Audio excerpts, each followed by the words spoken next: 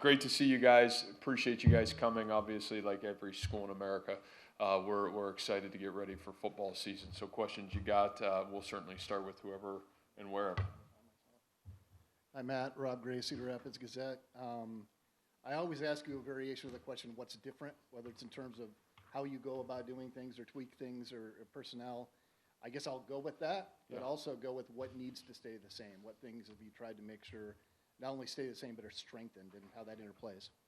Yeah, I think for us, as always, the cultural aspect of who we are and what we're continuing to do, I don't think has changed much at all.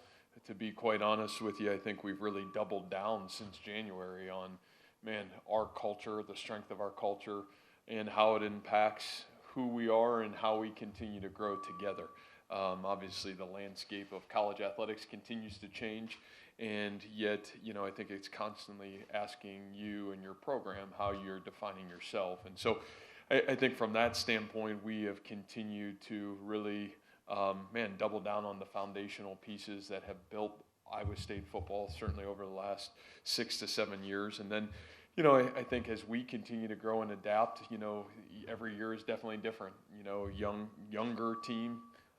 So, how do you prepare that team from the January, February, March period to obviously the spring practice period, the summer period, and now going into fall camp, all those segments that prepare you for the football season. So, I think we've spent the last couple of weeks just making sure, trying to prepare ourselves to have the best camp to give this team the best opportunity to have the most success going into the season. What I would tell you, and I said this 3 weeks ago, I have been very impressed with this group's momentum that they've been able to create in each segment. And I do think those are traits that the teams that we've had that have been successful have been able to create those momentum opportunities to finish each of those blocks going into the next block. And this will be a great challenge for us, obviously, as we get into fall camp.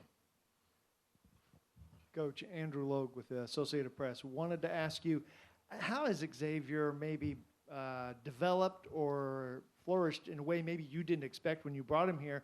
And also this year using him, do you expect him to be more of a go-to guy even, or is diversity in the passing game more important?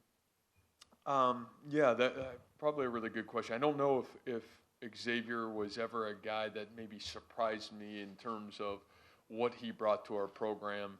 I think that relationship with Xavier was very personal for me and him in the process. So I think I had a really good understanding of what we were getting in Xavier Hutchinson when he came here. I probably would say what I'm most grateful for is his approach to how he's gone about his business in terms of his own process, right? And obviously, we talk a lot about, perfecting yourself, becoming the best version of yourself, and part of that is having a process to do that day in and day out. And Xavier is fantastic at that. How he practices, how he is in the weight room, what his approach to, becoming his best, that's been really fun to watch. And I think one of the benefits that we've reaped as a team is when some of your best, most productive players have that kind of ability, then it spreads like wildfire through your program, because I think all the young players in the program, they want to be like the guys that are having success on the field. And he certainly laid great groundwork for our program because of how he's gone about his business. And, I think even as we go into this season, X is a unique player. He can do a lot of different things. And I think the best thing that X is getting the football in his hands. He is a dynamic playmaker. So, I think you've seen us be able to do that a multitude of different ways, down the field, screen game, all those kind of things. X is a guy can kind of do it all. So I think that'll continue to be that kind of football player, and he's shown the ability to certainly do that over the course of the last 2 years. Right here, Coach. John Sears, WHO-TV. Hunter Deckers takes the reign at quarterback. What impresses you about him and your confidence level in him as getting into that starting role, taking over for a guy that left a pretty big mark? Yeah, I think Hunter, probably the thing that I'm most impressed with is certainly the opportunities that he's already had over the course of the last 2 years in football game experience. It's not so much hypothetical. He's actually been on the field and had the opportunity to play the game of football and command the offense. And I think those experiences, whether they were positive or, some of them, maybe not as positive, but great learning opportunities, those are always positive for me as the coach, and even a young team, I'll probably say a million times, man, coach, what kind of team you think you have? Well, we don't know, and you're not going to know until we get into the season and we have to play in front of 70,000 people and we have to go execute our assignment and do our job. Well, for us, I think there's a lot of us that are excited because you've seen Hunter do that, and he's done it in tough environments. I mean, to be able to do it even last year in Norman and have to go into the game, and really do some tough things and then have the ability to rebound and do some really positive things. That's big because that is what playing quarterback is. Hunter is very talented. He's certainly got elite arm strength. He's got great athletic ability, but that quarterback is way more than that. It's the whole picture and it's the whole puzzle, and that's what's going to be really fun to see even as we get through fall camp. How much have you grown in the offense? How much are you ready to continue to evolve and grow and fundamentally and physically and mentally really be ready to capture what it takes to play the quarterback position at this level, let alone obviously in our offensive system. So I think a lot of real positives, and obviously he'll have to continue to earn the right to be confident and ready to take the reins and be productive and be a great quarterback. But there's a lot of tools there that I think have everybody in our program, our players and coaches, very confident in Hunter. You're talking about earning the right there. That kind of leads into my question. Hunter's had all since what, February, January, into January, whatever it is, knowing that he's going to be the number one, and with the teammates knowing he's going to be number one, and so working as number one. Brock didn't have that opportunity. Mm-hmm. Brock, when he took over, he was 2, maybe 3. I don't know for sure. How can Hunter use that to his experience? That already, does he already have the confidence factor of his teammates? Well, I think the great thing that both Hunter and Brock did and have done is they have earned, because of what they did in practice, how they practiced, how they went about their business. I think they earned that trust and confidence from everybody else within the team. And part of the quarterback is you got to earn the trust of your teammates. You got to earn the trust of the coaching staff. You got to earn the trust of the locker room.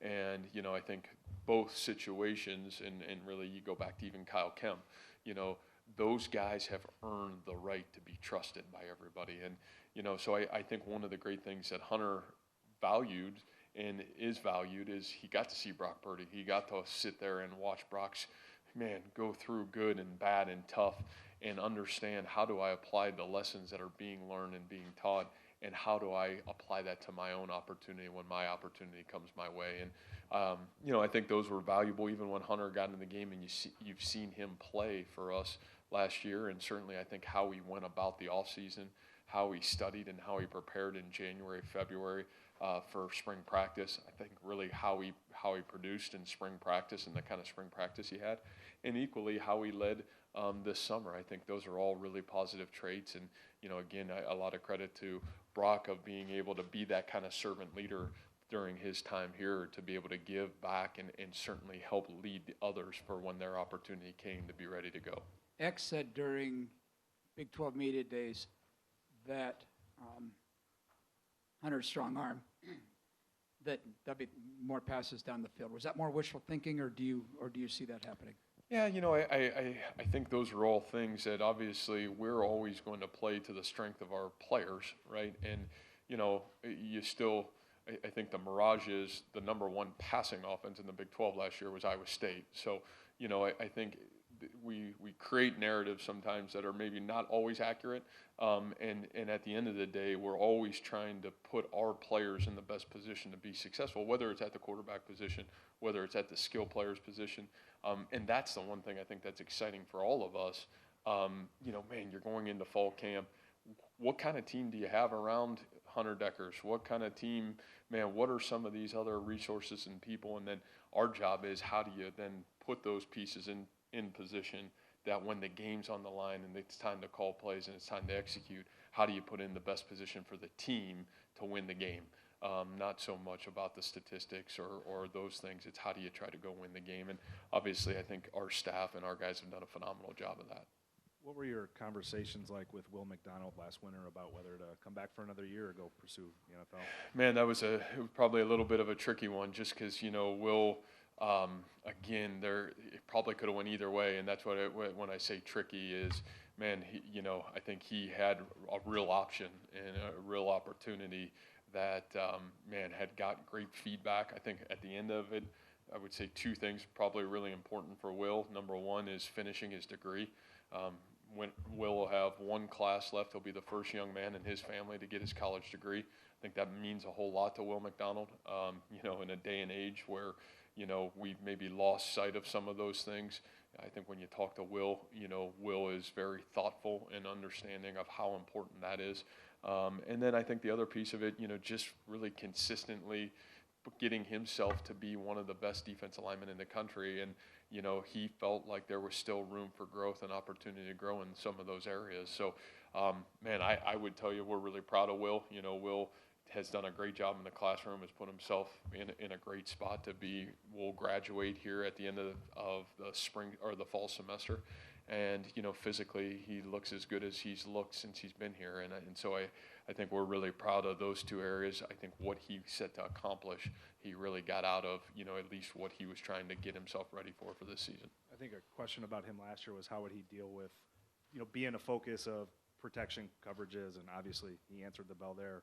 Having now doing that another year, what kind of advantages? I imagine there's not a lot of extra help that he hasn't seen already, playing games. Yeah, you're right. I think there's been a lot that he's seen, and I think there's a lot of, even it's given us time of, again, I go back to, even Randy's last question of, for us even, how do we continue to evolve to help him, be in the best position to be successful? Again, and you've heard me all say this millions of times, but the players formation play piece of it, man, we're not naive. You have to put those guys in the best situation to impact the game. And, I think, trying to always continue to find unique ways to help him impact the game is really positive, even from our standpoint as well.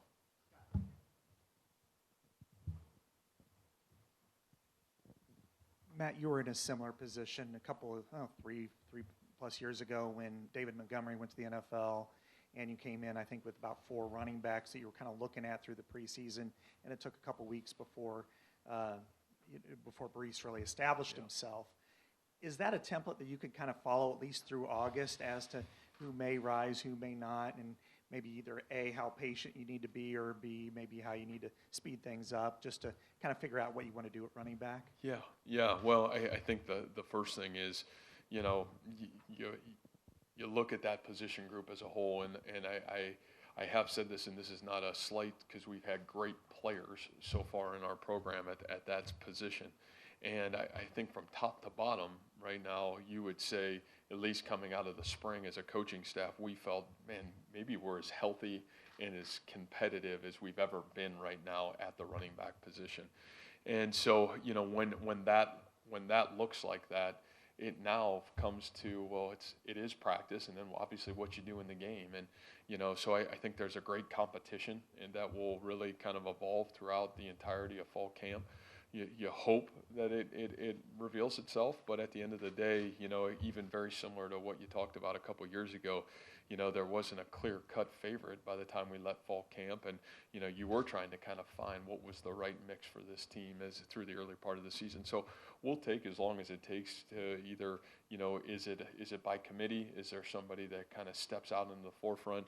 I think no matter what it is, we feel very confident that whatever it is, it's got the tools to be pretty special and has the tools to be up to the standard that running back room has lived to over the course of the last couple of years.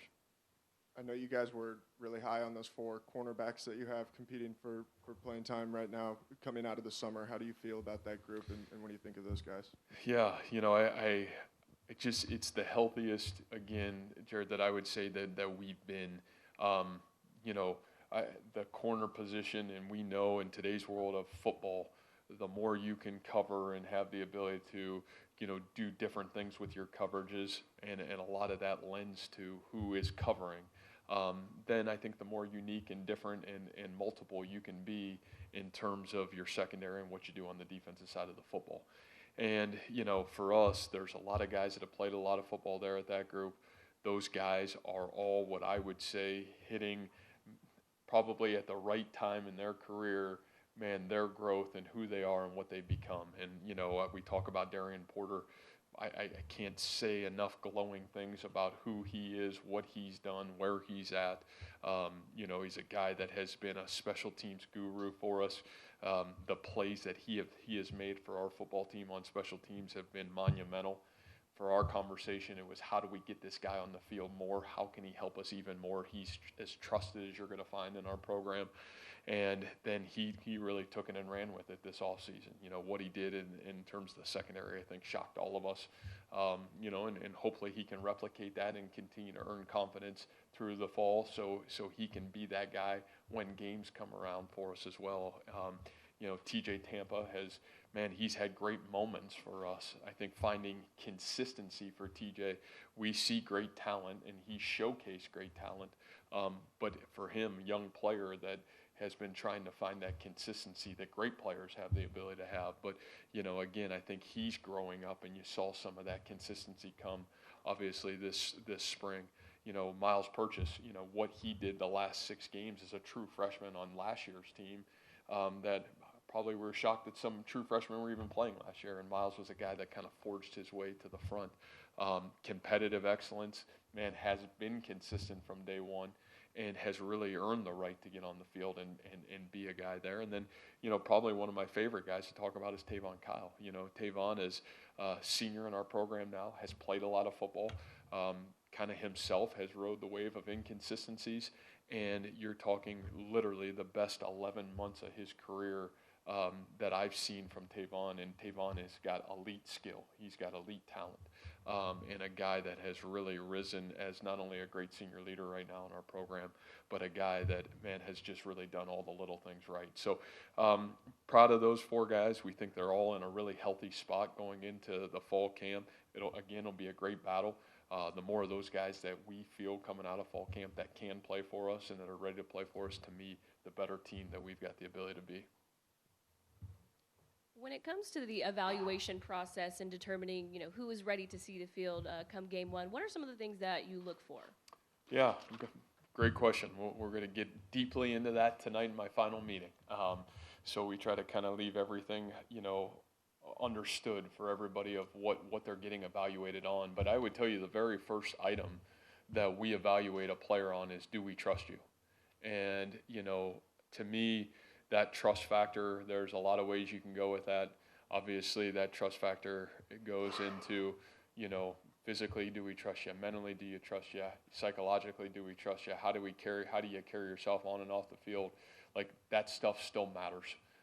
So I would say trust, number 1. Number 2, the ability to do your job. You know, that's the one great thing about our sport. It's not singular, it's team. It's the greatest team sport still alive. And the fact of the matter of it is you have to do your 1/11th, whether it's on offense, defense, or special teams. And if you don't do your job, you're probably going to get our team beat. And then I think, you know, from there, things like the ability to make a play within the system, the ability to be healthy and available, those are some factors as you go. But I'd say 1 and 2 is the ability to be trusted, and number 2, to be able to do your job and show the ability to do your job with great consistency. We've been better and we've been at our best when we have the 11 guys that are representing our team on the field. The ability to consistently do their job, that's when we played great football here. So that's really, I would say, the starting point for us. So great question.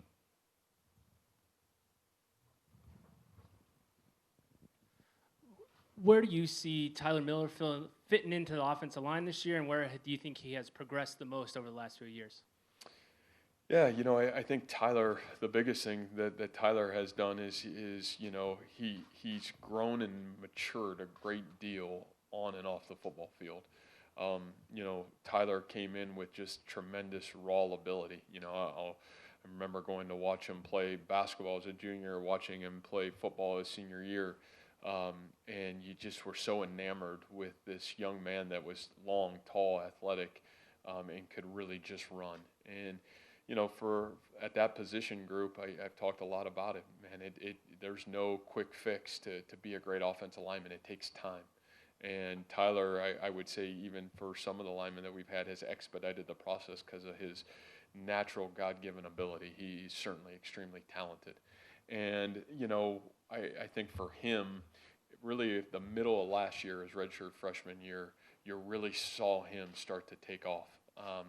You know, I think, you know, we were at a kind of a crossroads. We ended up moving Jared Hufford with some injuries to Sean Foster last year to the left tackle position.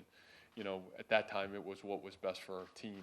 And Jared did a great job out there. You know, I think it'll serve him well going into this fall.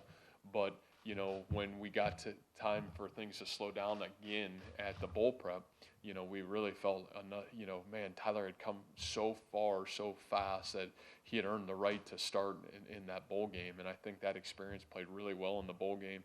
And I think he took that opportunity to be confident into this offseason and, man, really had a great offseason. I think big, strong, physical, a guy that gives us, you know, back to having true offensive tackles back on the football field for us, which is exciting, and a guy that we think has got a great future to be a mainstay there on the left side of our offensive line for a long while. Do you think he has NFL potential? Oh, you know, I think when you look in the National Football League, you know, some of those raw traits of size, speed, athleticism, the way the sport's being played now, I think you would say yes. Does he still have a long way to go to live up to that potential? I would say yes. But, you know, Tyler, I think, has a great understanding of what his ceiling looks like and what his potential looks like. And I think for all of those, him, myself, his family, we're all really excited about his future. As we all know, Andrew Mavis, excuse me, Mavis was so important for your team last year in a number of ways. Is Jace Gilbert that guy this year? Yeah, I think, Randy, for us, you know, that's another great, really competitive area for us going into this offseason, or going into the offseason, obviously going into camp. You know, there's a young man named Keegan Shackelford. Keegan was on our team a year ago. Boy, was incredibly impressive in terms of last season. You know, I probably, if there was an injury at all to Andrew, from both a kickoff standpoint and a leg power standpoint, Keegan would have been probably the next guy in a year ago. And so I think really beneficial for him to have Andrew Mevis and to be able to work with Andrew a year ago. Then you talk about Drake Nettles, who, man, Drake, you talk about 2 years ago, was a kind of solved the mystery for us a little bit in the kickoff situation, was able to do some unique things. Man, is almost a professional in terms of how he goes about his business. And then you bring in a really talented guy like Jace Gilbert. And so for us, we've known and certainly have put the stock into how critical those specialists are for the success of your football team. And, you know, I think, again, we feel that room's as healthy and as competitive as ever. And I think that's going to be a great battle as we get into fall camp. We're really excited about all three of those guys. We think all three of those guys have great potential, and it's going to be fun to see where that challenge and that race goes to. Is one of those guys the guy that can line up for a 62-yarder on the last play of the game to make it? Yeah, now 62-yarder for no matter who it is would be a great challenge. But I would just say, you know, in terms of leg strength, both, you know, all three of those guys have leg strength. You know, all those guys got the ability to, you know, have distance to what they want to do in kicking the ball. And as you and I know, man, leg strength's one thing. It's like having arm strength. It's all about consistency. It's all about the ability to perform. It's all about the ability to replicate, you know, your process so you can perform with great consistency. And that's what we would be looking for from that position group. To piggyback on Scott's question about the running back room, the last two times you've had a new starting running back, it has turned out not to be maybe the guy people would have expected going into the year, who looked like the heir. What does that do for that room right now, knowing that it's not lip service, that there's an open competition, that you guys have shown it, that anybody can get the job, whether it's a true freshman or whoever? And I would only hope that I think almost every position group has been that way during our time here, you know. And I think for us, what we always try to tell our kids is we are going to play the best players that earn the right of those qualities of, man, we trust them. Man, they do their job with great consistency within the scheme, because we owe the team the ability to play the right players and the players that have earned the right to get on the field. And then we've also owed the team, when we need to make an adjustment, to step up and make that adjustment when it's time to make those adjustments. So, you know, I think our kids have a great respect of that. I think our veteran kids can echo that. We've got players that are now back here in our program coaching that can echo that. And it's not just lip service. It's not just getting up on the first night of camp and saying, hey, we can give real life examples. So I do think that is positive, and that is one nice thing about having consistency to your program, that kids certainly understand what the standard is and what we're looking for. So I think that's a really great question. Orion Vance is certainly one of the most experienced guys on your team. Got 4 letters already. He's been around a while. I know he battled some injuries last year. Is he looking like he's back to 100%, looking good this season? Well, I think again we'll certainly find that out as we get into the heat of this. But man, you talk about a guy that steps into that locker room, and when he speaks, everybody listens. It's that guy. Orion Vance is the epitome in terms of great leaders that we've had in this program. He fits it. And, you know, for him, it's humble. For him, it's not about him. I think if you asked Orion, he didn't just come back here for Orion Vance. He came back here to leave it better, and he found it. And, you know, when you have guys like that, you're really appreciative because, again, I don't know if we're always in a time where it's about the team. Sometimes it can be about your own journey.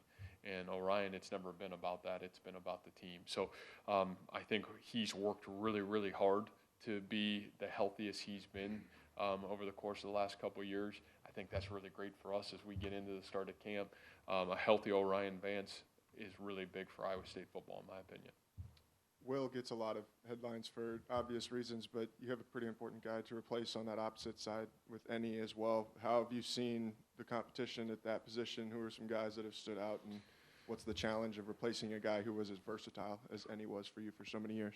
Yeah, I think that's a great question. You know, I think really in terms of that group, you know, we are excited about obviously what that group looks like and the depth of that group looks like.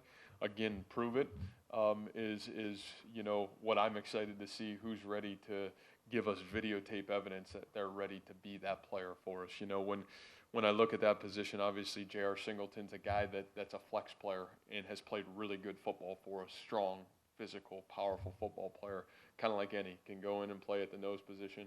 Can go out and play in the boundary end position. MJ Anderson, you know, MJ's come in, a guy that's played football, just not in our system yet, and a guy that I think has had a great summer.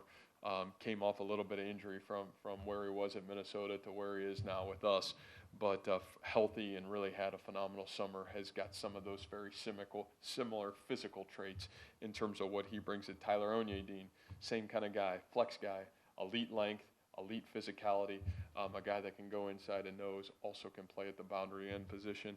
And then you talk about Blake Peterson and Joey Peterson. You know, I think both of those guys, Joey Peterson played as a true freshman last year, kind of like his brother in some ways, a little bit looser, got a little bit more speed, and a guy that can probably flex and play both the field and the boundary.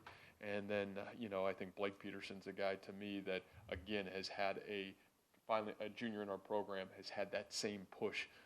Really was a great special teams player for us last year, made some plays on the defensive line, but now a guy that I think is ready to step into that competition. Man, are you going to be in our 2 deep? Are you going to be a starter? Where are you going with this thing? Had a really solid spring, had a really great summer. So I think a lot of names, a lot of guys. Now we're not even talking about the young guys that just got here. So I think that's as heated a battle just globally in the 2 deep at that defensive line position. You said a lot of guys that can flex back and forth right there. Is that something you guys have been looking for, people who can have that skill set that can play on the outside or the inside? Yeah, I think that's big for us, you know, and I think what Ennie gave us, you know, is that ability to be that flex guy at times was big. You know, we use that in matchup situations at times. You know, when do you want a guy with a little bit more length? When do you want a guy with a little bit more speed? Obviously, it's great to have kind of Isaiah and Will as those 2 kingpins back there of guys that have played high-end success on that defensive line. And then kind of, man, what's the rest of this group look like? Where do they fit? And how do we plug and play those guys? And certainly what have they earned the right to do this fall for us? Center is a position that people overlook until you don't have one. What do you look for in a center, and what makes them successful? And why does Trevor Downing fit that role for you? And what can he do this year and beyond? You know, Scott, we used to say that our best player on the offensive line would always play center. And, you know, I think if you look at our Toledo days, you know, you talk about Greg Mance and Zach Karen, 2 guys. Man, Greg's on his 10th year in the National Football League. Zach played for 8. And, you know, that spot was so critical to the success of your team. And I think we really have now kind of morphed back into that philosophical idea of how critical that is. You know, I think for me, obviously you do have to be highly intelligent. You know, there's a lot on that guy's plate, recognizing what's in front of you, man, calling out the schemes, and really kind of being almost the quarterback at times of the offensive line. And so I think that's one. And then number two, when your talent is at a high end, I think your offensive line's always got an opportunity to be highly successful. And, you know, when you talk about Trevor, who I feel is really one of the best interior offensive linemen in the country coming back, and the ability to move him into the center position because of some of those intellectual traits that he has, I think that's a huge win for Iowa State football, and it's certainly a great building block for our football team when that guy is highly talented and highly intelligent to be able to kind of lead the way and quarterback that offensive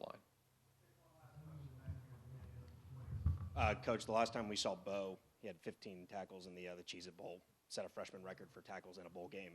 What have you seen in the winter, spring, summer workouts, and what are you kind of hoping to see growth-wise as a springboard from that game coming into this sophomore season for him? Yeah, and you're talking Bo Freiler, right? Yep. You know, I think for me in Bo, again, one of those freshmen that, geez, if you would have said a year ago that guy was even going to play on your football team, boy, I would have never been able to guess it going into fall camp, just because, you know, you felt like there was depth and there was some veteranness there. And then you get into fall camp and those words of, man, trusted, how this guy practiced, how this guy went about his business, how this guy earned the right to get on the field. Then you put him on special teams, and, you know, he led our entire team on special teams tackles a year ago. Maybe one of the best special teams performance that I've ever seen of what that young man did for us a year ago on our kickoff team and on our punt team, and how he played for us. And then by mid-season, it's like, dang, you know, we got to that bye week, and it was like, this guy's got to play for us. And next thing you know, he's splitting 50-50 at the middle safety position at the midway point of the season. You know, he earned the right to do that. You know, nobody gave him that.